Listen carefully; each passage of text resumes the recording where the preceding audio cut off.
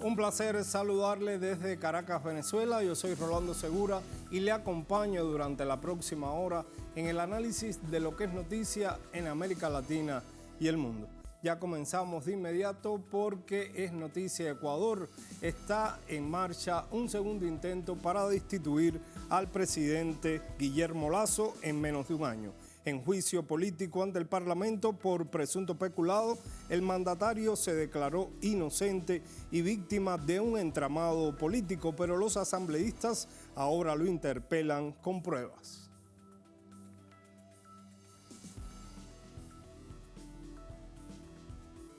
Y en noticia Colombia, en su cuarta y última audiencia, el ex jefe paramilitar colombiano Salvatore Mancuso desveló las alianzas entre el paramilitarismo, el poder político, empresarial, mediático y de inteligencia del país con el propósito de desaparecer y asesinar a opositores políticos.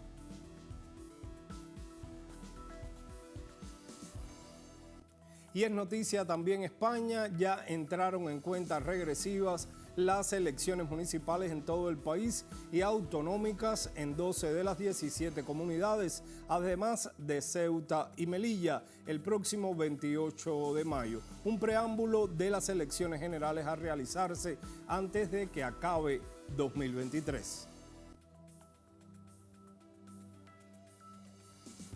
Estos son los titulares de la jornada, el análisis de inmediato en Es Noticia.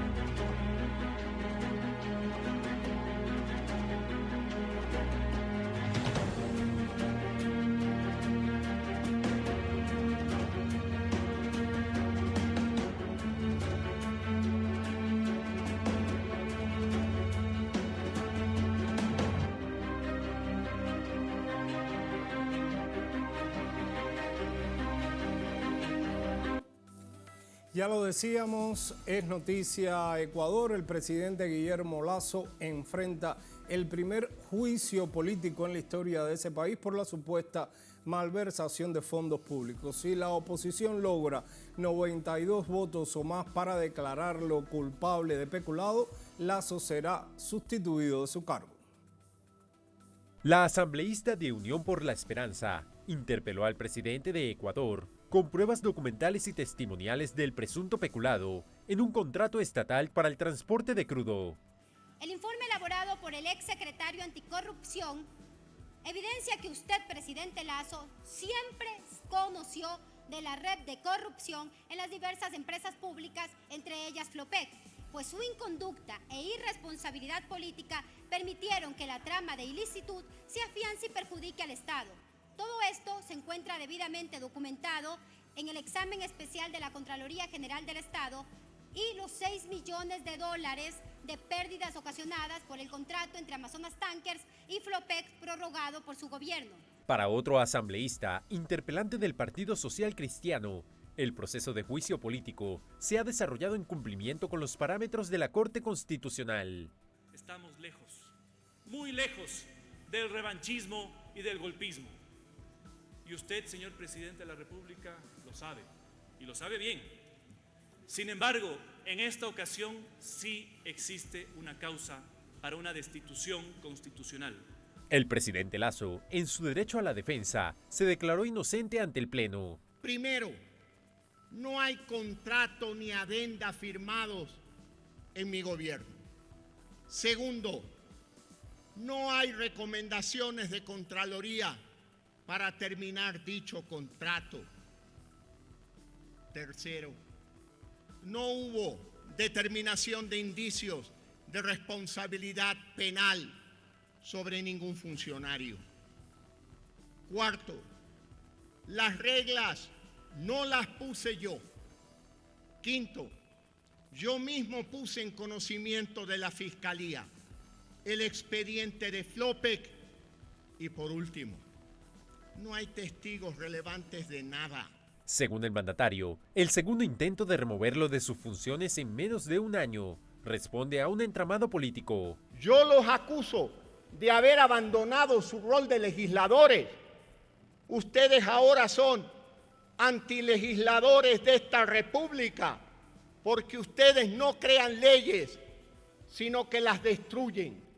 Ustedes no afianzan normas, sino que las debilitan. Si el voto mayoritario de 92 asambleístas aprueba declarar culpable al jefe de Estado, correspondería al vicepresidente ejecutivo asumir sus funciones. Para profundizar en este tema, hacemos contacto ya con el abogado Mauro Andino. Placer saludarle, abogado. Gracias por acompañarnos.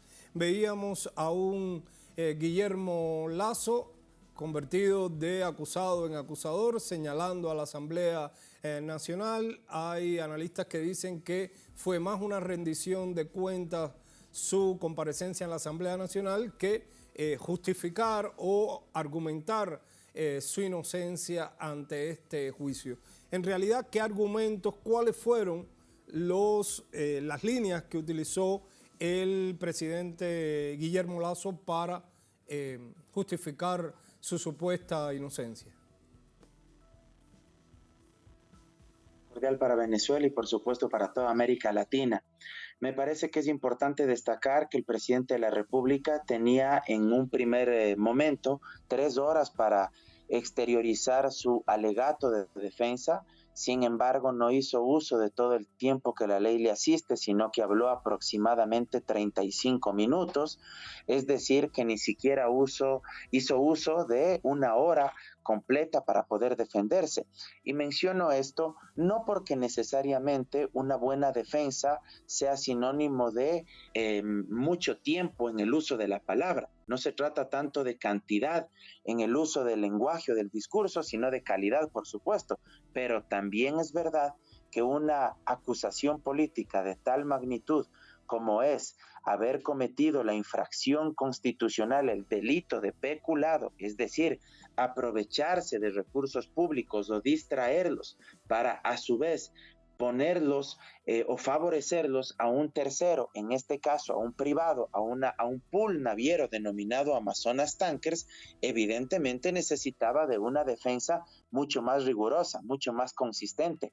Adicionalmente, el presidente Lasso no desmontó prácticamente ninguno de los argumentos que habían sido expuestos por los interpelantes.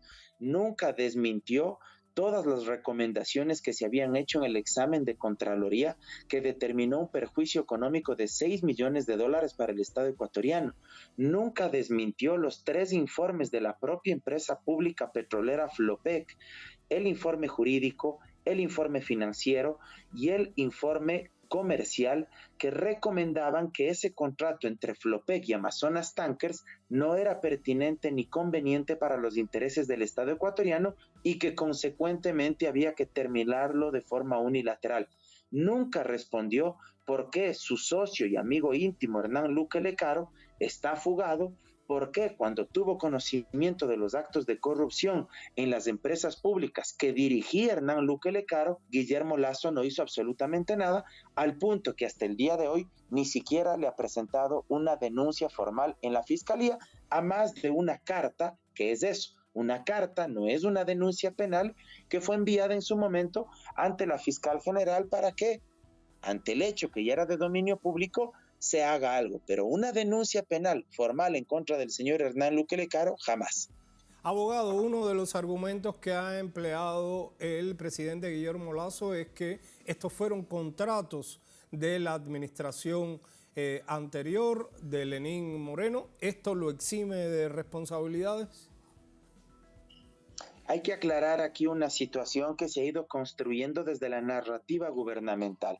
El presidente Lasso, al igual que en ocasiones anteriores, mencionó hoy que él no había firmado este contrato entre la empresa pública petrolera y este pool naviero de buques denominado Amazonas Tankers, que es el objeto, el núcleo medular del juicio político.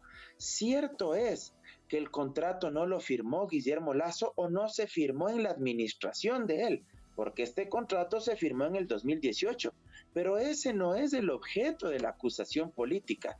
El objeto medular de la acusación política radica en que, a pesar de que ese contrato que se firmó en el 2018 era lesivo para los intereses del Estado ecuatoriano, porque ocasionaba una serie de pérdidas económicas para nuestro país, a pesar de que ese contrato generaba y producía todo esto, y que conocía Guillermo Lasso de este contrato, no hizo nada para detenerlo, no hizo nada para determinar su terminación, su finalización unilateral y evitar más perjuicios económicos para el Estado ecuatoriano, y al contrario de todo esto, lo que permitió fue que se prorrogue automáticamente por 2 años más este contrato de forma automática, y ahora tengamos esta obligación contractual hasta el año 2024.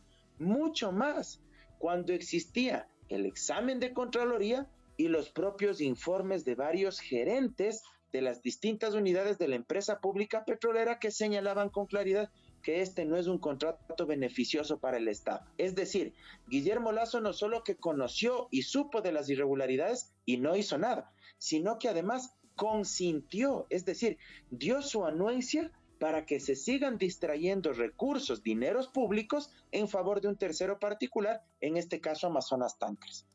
Además, el mandatario también argumenta que está siendo víctima en realidad de un entramado político y cuestionó la legalidad de este caso. Esto coincide también con pronunciamientos de la OEA hoy que pedía todas las garantías y a todos los actores en este juicio político de actuar con responsabilidad y mesura política. ¿Es legal este proceso? ¿Ha cumplido con todos los requisitos?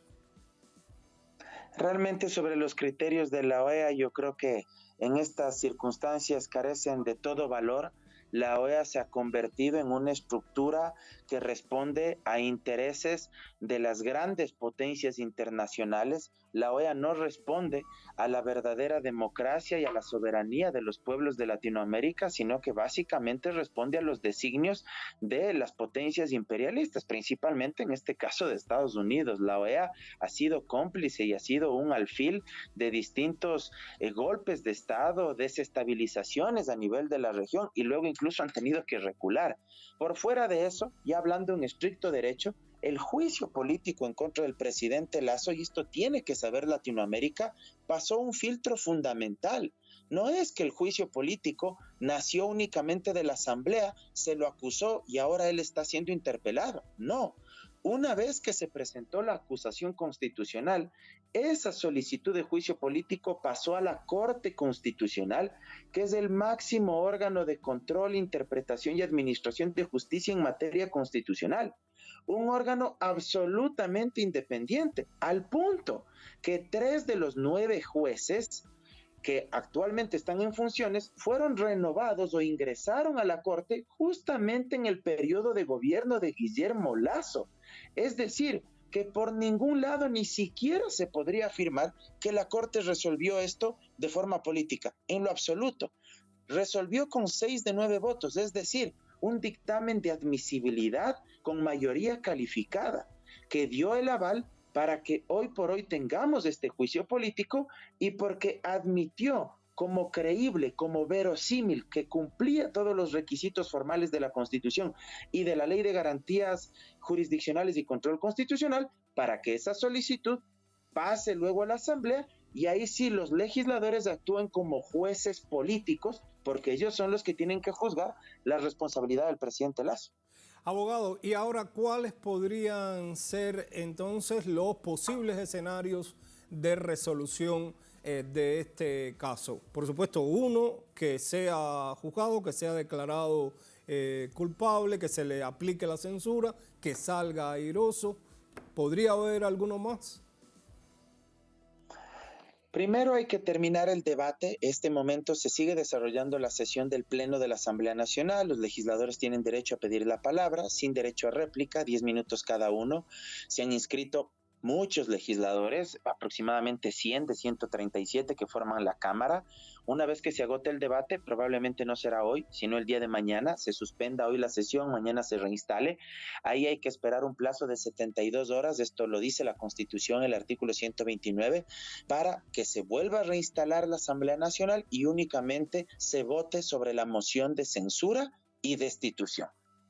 Una vez que se vote, y si es que existen los 92 votos, mayoría calificada, Guillermo Lasso es destituido, asume la presidencia de la República Alfredo Borrero por el resto del tiempo del periodo que se vio interrumpido.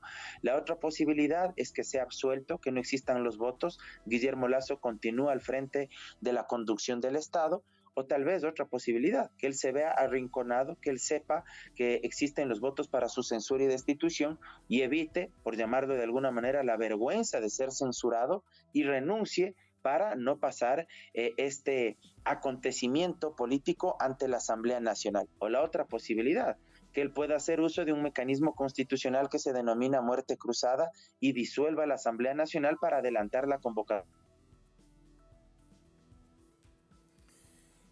Hemos perdido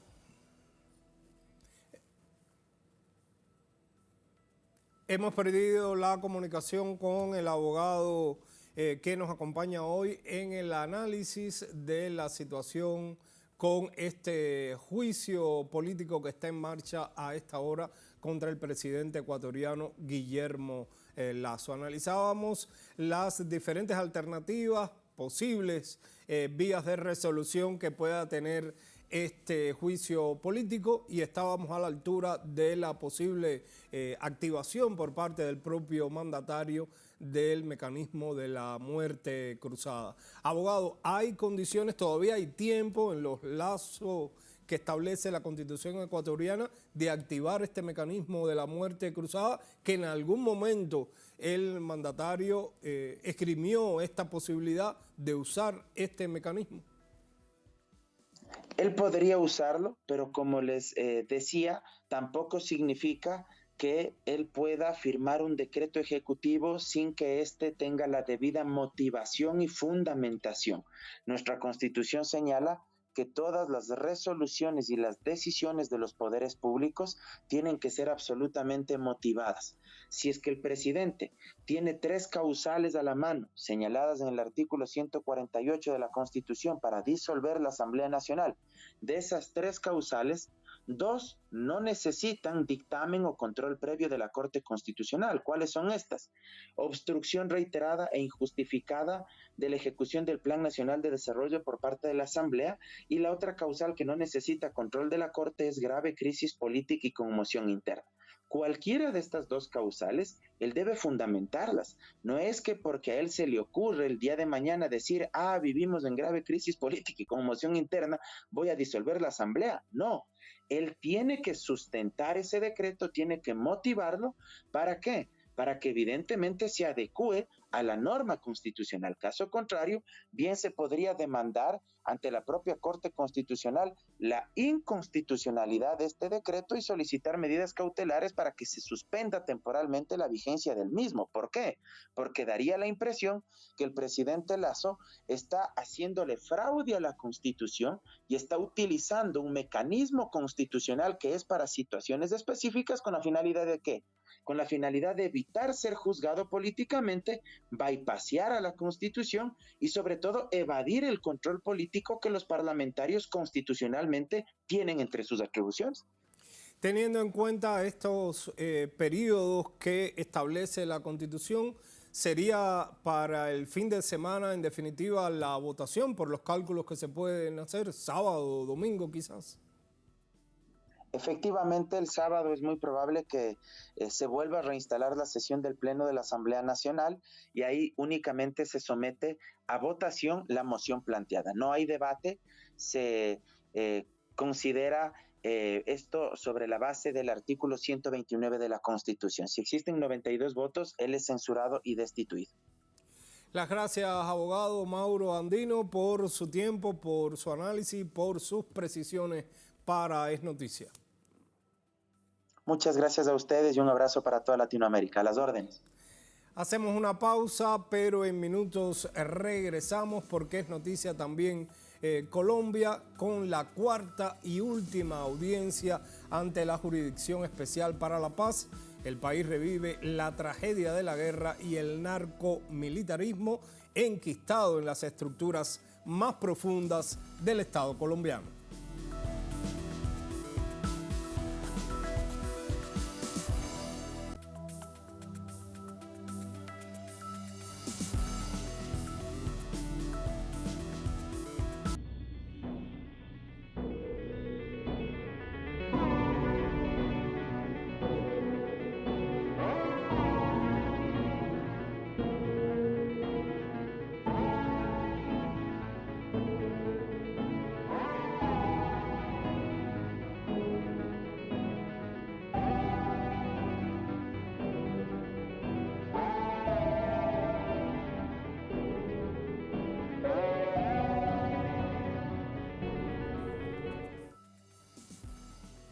Y es noticia Colombia, el país siguió con particular atención al ex líder paramilitar Salvatore Mancuso, quien terminó de declarar hoy ante la Jurisdicción Especial para la Paz de Colombia.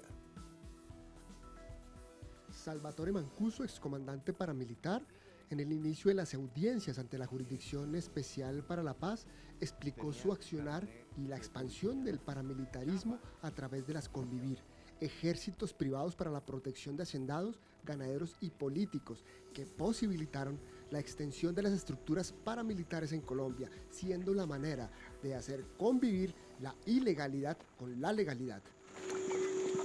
Recuerden que veníamos de un montón de grupos que se habían creado, en el cual me entrenan en todo tipo de artes de guerra, que son las que utilizo después, y ahí surge el patrón que desarrollamos y multiplicamos en el resto de Colombia.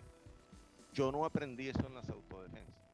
Ese patrón lo aprendí con la policía y con el ejército. A través de la policía cívica, antes de irnos a la Convivir, después que teníamos todos estos, digamos, éxitos, pero éxitos a través de el arma de la infamia, una de las armas de la infamia en la guerra, que es el estigma, la estigmatización de el enemigo interno.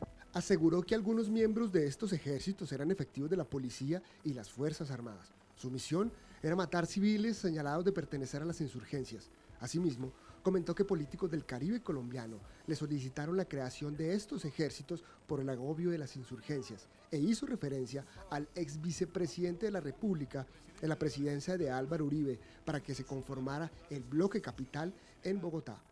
Francisco Santo vino en representación supuestamente de la oligarquía colombiana, de los gremios, de los empresarios, de los políticos en la capital. Estaban sumamente preocupados con la conformación o con la llegada, básicamente, de unas estructuras de la FARC que estaban en las goteras de Bogotá. Recordemos que para ese momento Romaña tenía azotada ya básicamente las goteras de Bogotá, y se nos pide la creación de un bloque, hasta sugirió el nombre que es el bloque capital.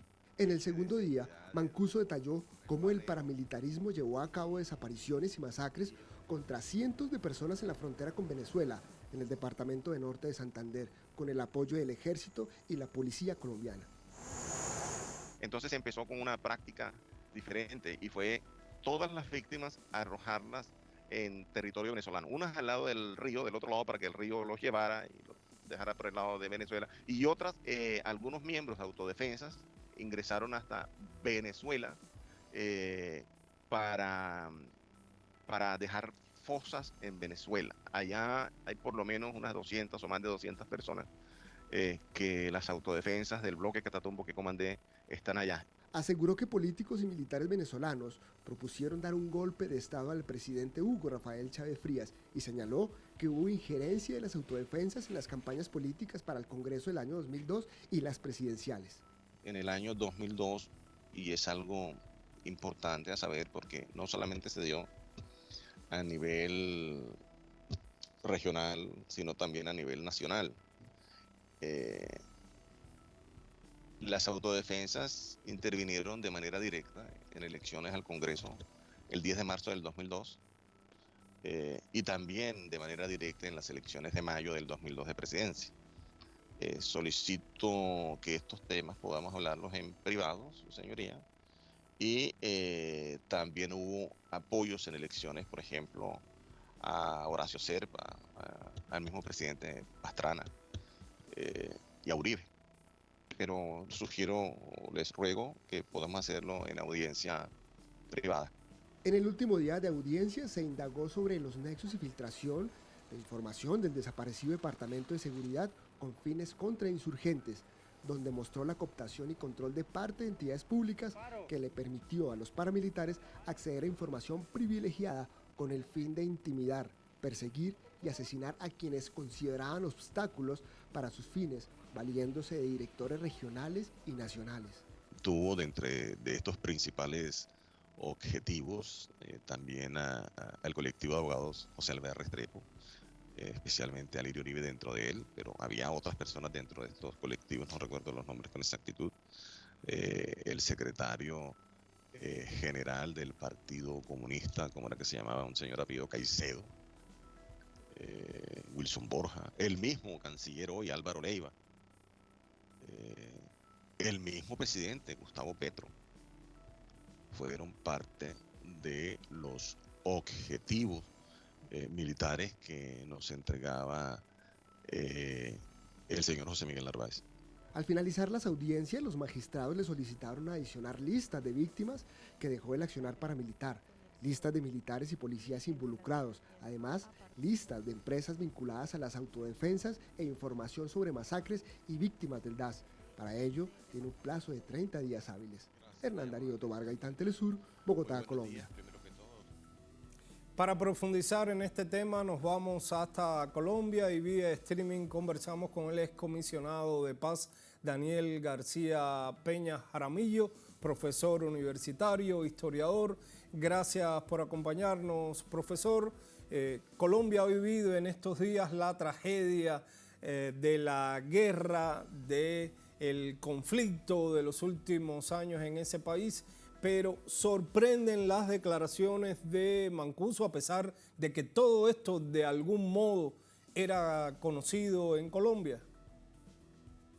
Bueno, es una muy buena pregunta porque efectivamente muchas de las cosas que dijo Mancuso se habían dicho antes, el caso por ejemplo de la denuncia contra el ex vicepresidente Francisco Santos, las informaciones que habló sobre José Miguel Narváez, pues no solo son conocidas, sino que Narváez está en la cárcel sirviendo una pena de 30 años por el asesinato de Jaime Garzón. En fin, hay asuntos que ya se conocían, pero el grado de detalle y los elementos, algunos, por ejemplo, este asunto de los cadáveres de los 200 o más personas que están supuestamente en la zona fronteriza en Colombia y Venezuela, sí son elementos y detalles específicos que pueden ser importantes, por ejemplo, para las víctimas, los familiares que puedan algún día tener certeza de dónde están enterrados sus seres queridos. De tal manera que hay mucha información.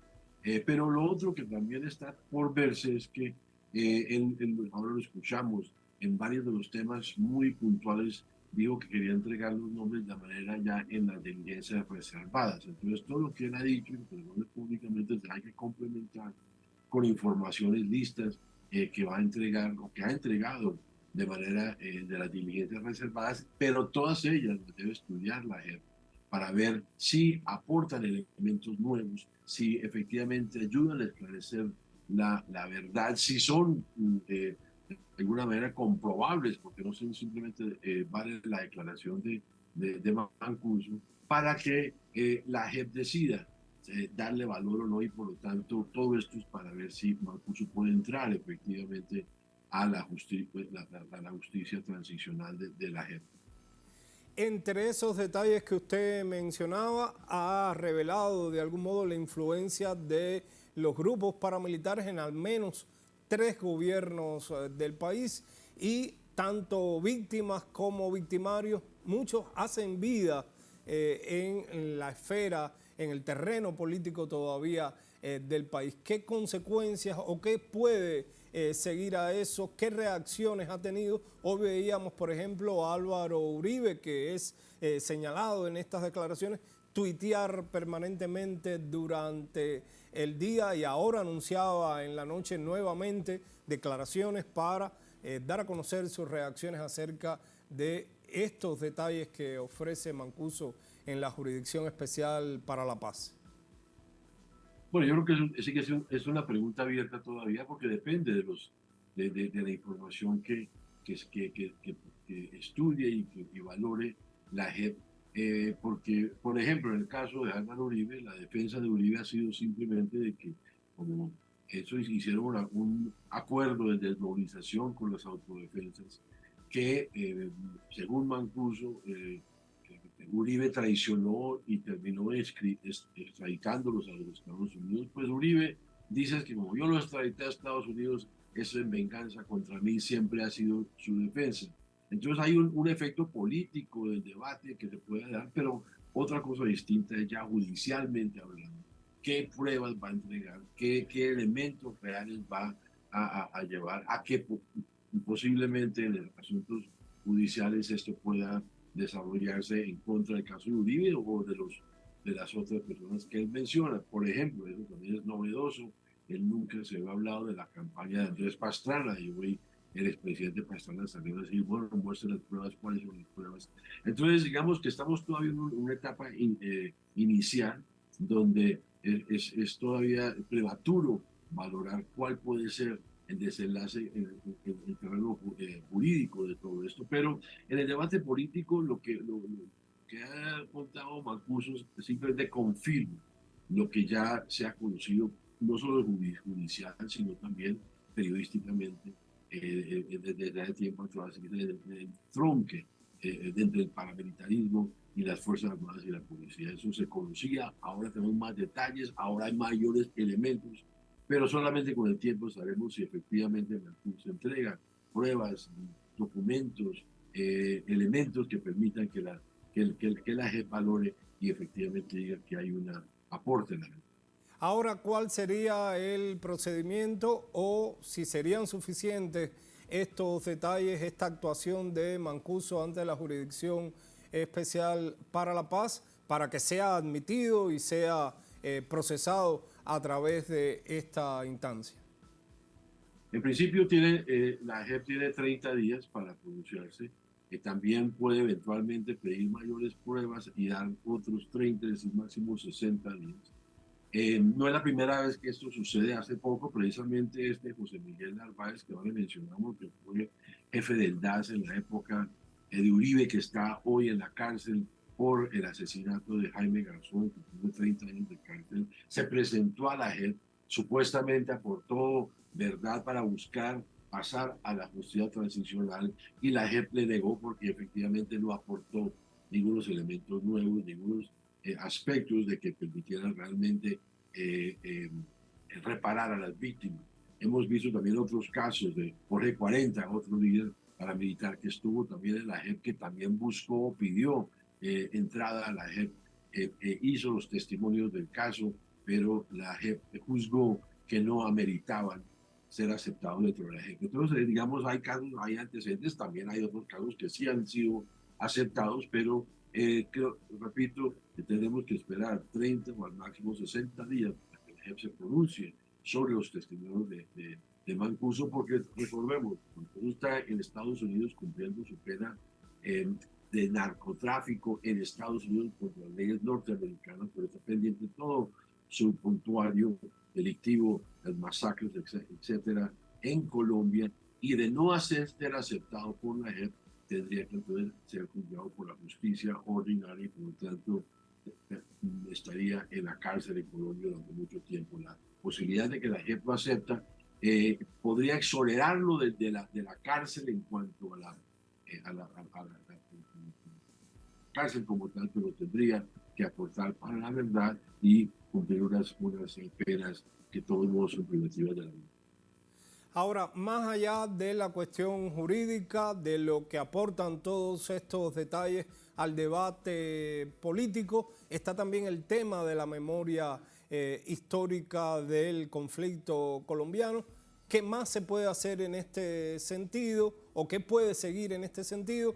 Veíamos ya, por ejemplo, que a partir de la declaración que hacía de las más de 200 fosas que se habrían, los cadáveres que se habrían lanzado hacia el lado venezolano, ya los gobiernos de Venezuela y Colombia han decidido emprender la búsqueda de estos restos. Pero ¿qué más se podría hacer? Bueno, eso que lo menciona es importantísimo. Yo no creo que vamos a subvalorar en dos sentidos. Primero, porque, como decíamos antes, es un alivio para las familias de estas personas que por fin, por lo menos, pueden saber dónde están los restos de sus seres queridos. Pero también es una muestra de cómo este buen momento de relaciones entre Colombia y Venezuela, entre los dos gobiernos, entre los dos países, pueden efectivamente emprender acciones concretas, en este caso muy importantes, y es algo que tenemos que de alguna manera celebrar. Ahora, ¿qué más puede suceder? Yo creo que aquí efectivamente, usted lo ha dicho muy bien, es un debate, la verdad histórica, el esclarecimiento de lo que sucedió en el conflicto colombiano. Claro, hay un aspecto jurídico, judicial de estos personajes, pero sobre todo es una aporte de una discusión, una conversación nacional, que se ha empezado a dar, eso es la verdad. Hubo una comisión de la verdad como resultado del acuerdo de paz en el 2016. Ha habido debates en torno a lo que ha sucedido en estos últimos años, pero sin duda falta muchísimo. De verdad, en Colombia es una construcción, es una tarea pendiente. Y estamos además en medio de un conflicto que no ha terminado. Normalmente cuando uno mira casos de Sudáfrica, de otros conflictos, las comisiones de la verdad vienen después de la guerra.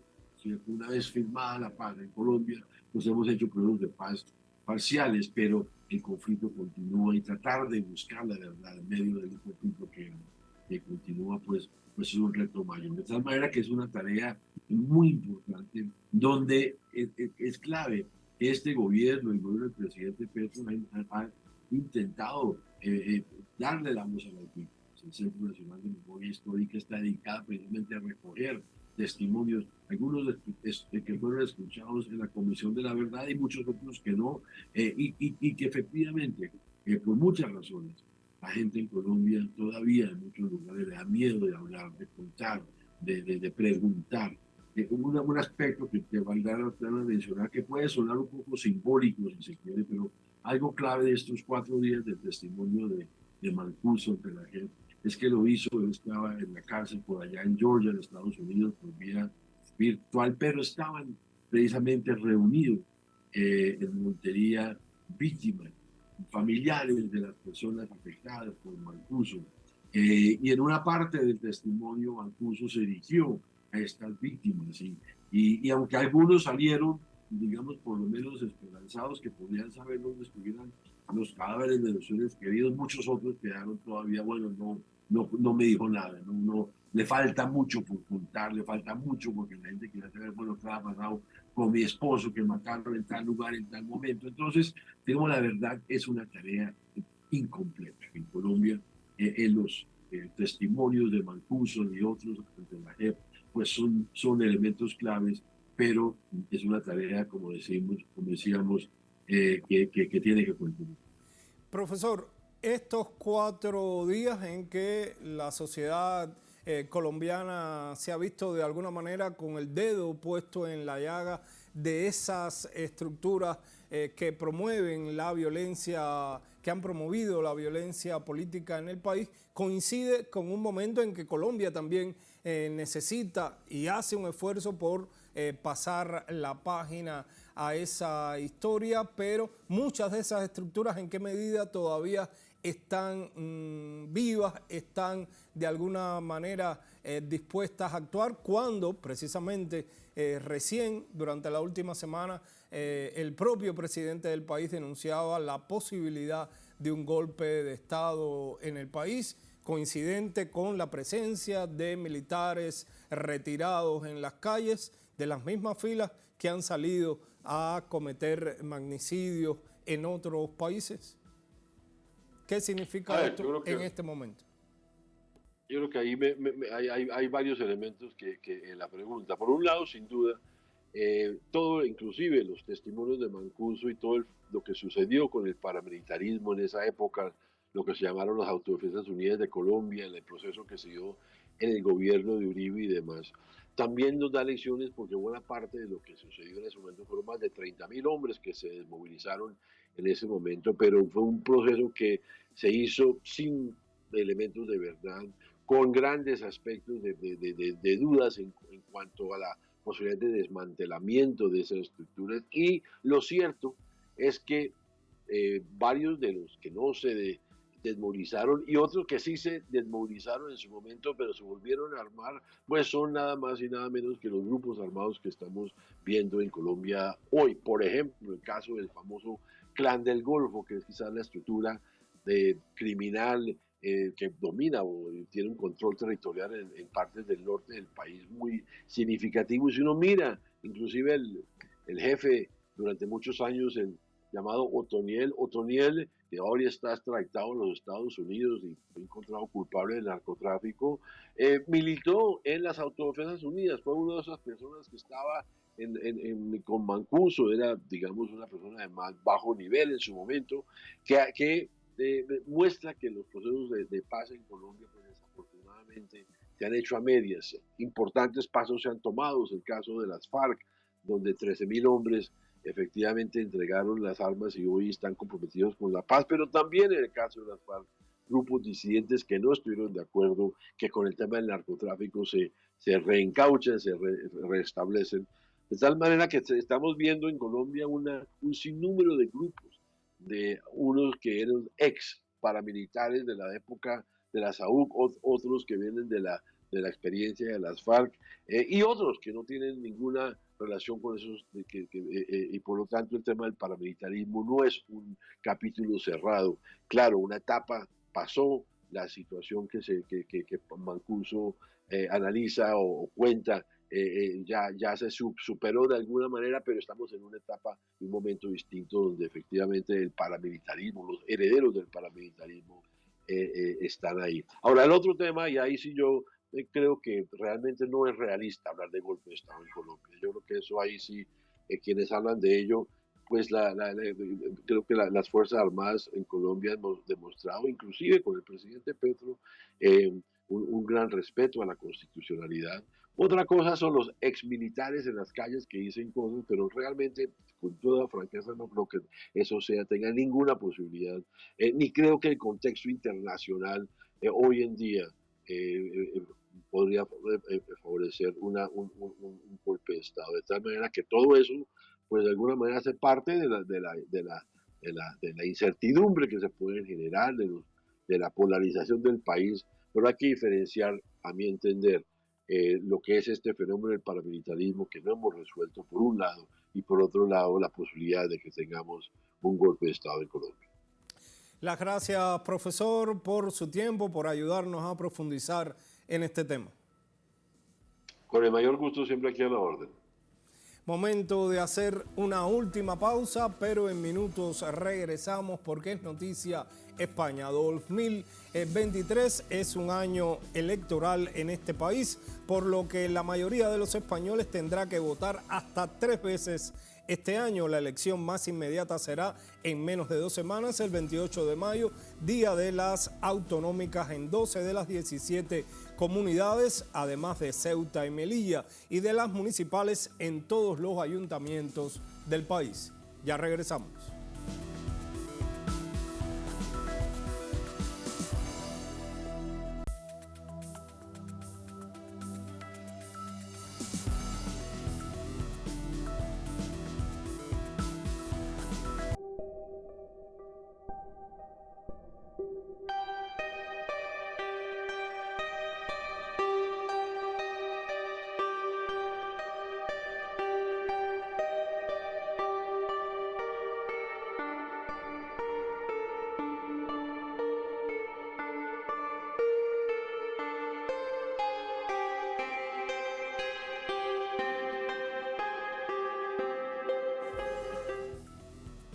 Y en noticia España, las calles están en modo electoral, las campañas en plena marcha, las promesas van y vienen y las calles se llenan de obras por terminar para intentar demostrar gestión con hechos, pero más allá de ganar votos en las elecciones autonómicas y municipales, según expertos, lo que está en juego es una suerte de referéndum para ver la gestión del gobierno de Pedro Sánchez y la oposición de cara a las elecciones generales de finales de año. España celebra elecciones municipales en todo el país y autonómicas en 12 de las 17 comunidades, además de Ceuta y Melilla, el próximo 28 de mayo. Un preámbulo de las elecciones generales a realizarse antes de finalizar el año 2023. Los votantes elegirán a 67.152 concejales de los 8.131 ayuntamientos. 7 candidatos a las autonómicas y municipales de E-Bildu renunciaron a la carrera electoral tras cuestionamientos por haber sido condenados por delitos de sangre de la extinta organización terrorista ETA. Este hecho fue el único argumento utilizado por el líder de la oposición, Alberto Núñez Feijóo, contra el presidente del gobierno, Pedro Sánchez, durante un debate parlamentario, hoy en el Senado, a menos de 2 semanas de la cita electoral. En todo caso, señoría, deben hacerla extensiva al resto de los 44 condenados. Si no, se van 7 y se quedan 37. ¿O a usted le parece bien que se vayan los que apretaban el gatillo y se queden los que le daban las pistolas? Pedro Sánchez ripostó que cuando en España ETA no es nada, para el Partido Popular, ETA es todo. Los españoles se merecen la verdad. La primera de las verdades, señorías, y a lo mejor a ustedes esto les cuesta escucharlo, es que la democracia española derrotó a ETA hace 12 años. ETA dejó de actuar, dejó de existir, salvo para el Partido Popular y para Vox. La noche de este martes, quinto día de campaña electoral, los 5 candidatos a la presidencia de la Comunidad de Madrid participaron en un debate organizado por Telemadrid. El reto del Partido Socialista es retener 9 presidencias: Aragón, Asturias, Baleares, Canarias, Castilla-La Mancha, Comunitat Valenciana, Extremadura, La Rioja y Navarra. De acuerdo a sondeos elaborados por Datos RTVE, el Partido Popular se posiciona como la mayor fuerza política de cara a las elecciones generales en diferentes ciudades de España.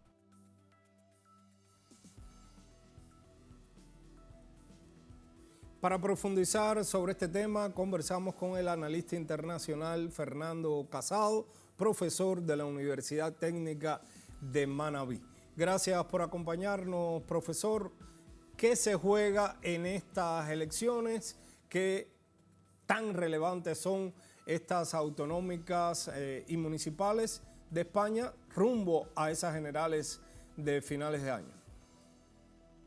¿Qué tal, Rolando? Muchas gracias por la invitación. Un saludo para ti y toda la audiencia. Bueno, ya has adelantado, ¿no? Esto pareciera que es una especie de referéndum o primera vuelta, ¿no? Prácticamente de cara a las elecciones generales que se van a producir el próximo mes de noviembre, finales de este año. Y lo que el PP quiere calibrar es si tiene o no alguna posibilidad de llegar a la Moncloa, de llegar a tener una mayoría, aunque sea con la ayuda de otros partidos, porque no podría ser de otra manera, después de que el bipartidismo, como lo conocíamos tradicionalmente en España, ya no existe, ¿no? Pero ¿qué posibilidades tiene el PP para gobernar? Tal y como indican las encuestas, aunque ya sabemos que esto es algo que debe ser agarrado con pinzas, el Partido Socialista Obrero Español seguiría siendo la fuerza más votada en el mapa español, más allá de que pudiera el PP tomar nuevas plazas, retener algunas que ya tiene, como por ejemplo la Comunidad de Madrid, pero también podría perder otras, ¿no? Como por ejemplo la propia Ciudad de Madrid, actualmente en manos del PP. Hay posibilidades de que la coalición de izquierdas, que es muy variopinta en este momento, porque como sabemos no hay solamente ya 2 partidos de izquierda, sino que podría haber 3 en muchos de los distintos ayuntamientos y comunidades autónomas, pero aún así pareciera que todavía aguanta después del desgaste, después de la crisis económica, la inflación provocada por la guerra en Ucrania. Pareciera que las medidas sociales también que ha tomado el gobierno de coalición hace que aguante y que pudiera ser en términos generales el partido más votado y que por lo tanto, de cara a las generales, es un buen augurio porque revalidar el gobierno de coalición de izquierdas, que es algo que ya está dentro de lo que es el programa de Pedro Sánchez, haría que junto a los distintos partidos nacionalistas, tanto de izquierdas como de derecha, pudiera gobernar Pedro Sánchez de cara a las generales. Porque recordemos que en estos momentos, y una vez que además el PP ha fagocitado a Ciudadanos, aquel partido liberal que fue un ensayo fallido y que hoy en día va a ser en los distintos ayuntamientos y en las distintas comunidades, pues va a ser fagocitado bien por el PP o bien por Vox, que surge y va a estar presente en absolutamente todas las comunidades autónomas, pues esto da lugar a que finalmente tengamos un mapa distinto a lo que venía siendo hasta ahora, con un PP fortalecido, porque tiene menos competitividad en cuanto al espectro de la derecha, pero desde luego que esos partidos nacionalistas no van a votar con un PP porque al haberse movido el espectro ideológico de este partido hacia la derecha no tiene capacidad de maniobra con ninguno de los partidos de las nacionalidades gallega, valenciana, catalana o vasca, ¿no? Más allá de que trate de intentar hacer algún tipo de coalición.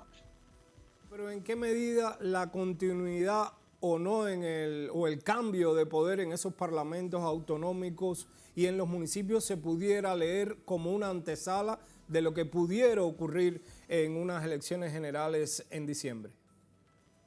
Bueno, justamente lo que se va a calibrar es precisamente si el PP logra crecer lo suficiente como para que la única posibilidad de coalición que tiene, que es con Vox, sobre todo después de que Ciudadanos va a desaparecer prácticamente en el espectro general, esa coalición PP-Vox pudiera darle los 175 diputados que son necesarios para una mayoría absoluta de cara al Parlamento General Español. Es decir, ahora puede haber comunidades, como ustedes han explicado en el reportaje, como por ejemplo Aragón, que pudiera cambiar de manos. Es decir, puede que al final la coalición Vox-PP sume más que la coalición de las izquierdas para esa comunidad autónoma. Pero eso no le da suficiente de cara a las generales, ¿no? Entonces lo que se va a medir es justamente eso. ¿Qué posibilidades tendría el PP de gobernar en las elecciones generales, más allá de que algunas alcaldías y que algunas comunidades puedan cambiar de manos y que desde luego sí que acucia un cierto desgaste en algunas plazas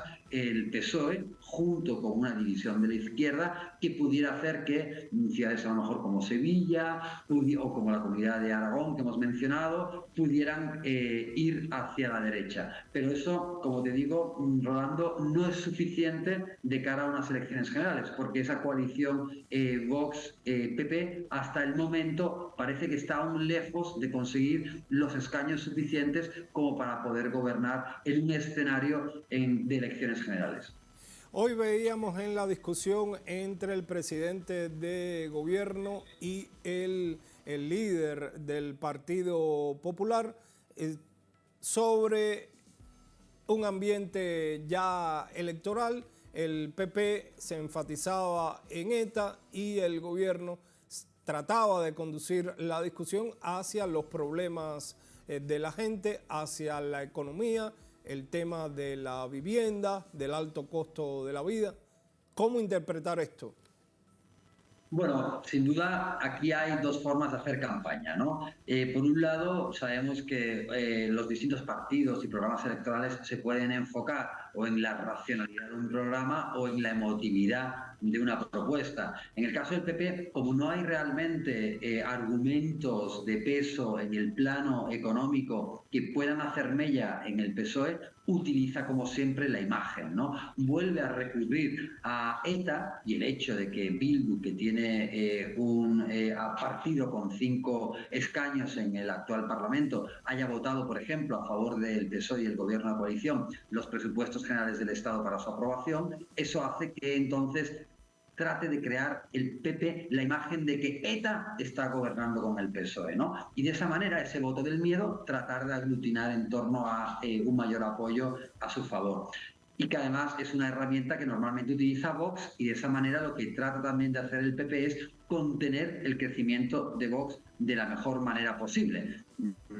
Ayuso en la Comunidad de Madrid es el ejemplo de cómo transvestirse en ultraderecha da muy buenos réditos y logra parar a la ultraderecha en siglas, convirtiéndote al final en ultraderecha, que es lo que le está ocurriendo al PP. Bien, entonces esa es la estrategia del PP. La estrategia del PP pasa por la emotividad, apuntar al hígado y al miedo de los votantes. Y en el otro lado tenemos al PSOE, que lo que hace es mostrar cifras, es decir, cómo hemos combatido la inflación, cómo hemos combatido los precios exorbitantes de la luz, provocados también obviamente por la guerra en la que el propio PSOE contribuye al ser parte de España de la OTAN. Pero bueno, aún así, cómo hemos intentado controlar esos precios exorbitantes de la luz, cómo hemos tratado de proveer con un salario mínimo vital digno, subiéndolo progresivamente, porque recordemos que Yolanda Díaz, proveniente del Partido Comunista y de Izquierda Unida, pues es quien está a cargo del Ministerio del Trabajo, ¿no? ¿Cómo se ha dignificado a los trabajadores? ¿Cómo se ha llevado a cabo una serie de políticas sociales para parar cualquier tipo de política de shock neoliberal, que sería lo que aplicaría el PP? Entonces, la campaña del PSOE es claramente una campaña racional contra la cual tiene muy pocos argumentos el PP y, por lo tanto, Feijóo recurre a ese discurso barato de ustedes se apoyan en ETA. Pero claro, que se ha quedado completamente sin piso discursivo cuando ahora, por problemas también o por una serie de estrategias internas del propio Bildu, ¿no? A nivel de lo que es la política y los candidatos, los 7 candidatos ex-etarra que habrían incurrido en delitos de sangre, ellos han decidido renunciar a sus candidaturas cuando varios de ellos tenían la candidatura ganada, un poco en el tono de la reconciliación también que buscan a lo interno del País Vasco, porque también el partido de derecha es nacionalista. El Partido Nacionalista Vasco, el PNV, también estaba utilizando argucias más o menos parecidas a las del PP para tratar de mellar la votación de Bildu, ¿no? Entonces, al producirse la renuncia de estos 7 candidatos, pues obviamente Feijóo queda en una posición bastante pobre porque no se esperaba que algo así pudiera ocurrir. Las gracias, Fernando, por su tiempo, por sus reflexiones para Telesur. Siempre contaremos con usted para analizar estos temas. Muchas gracias, Rolando, por la invitación y un saludo.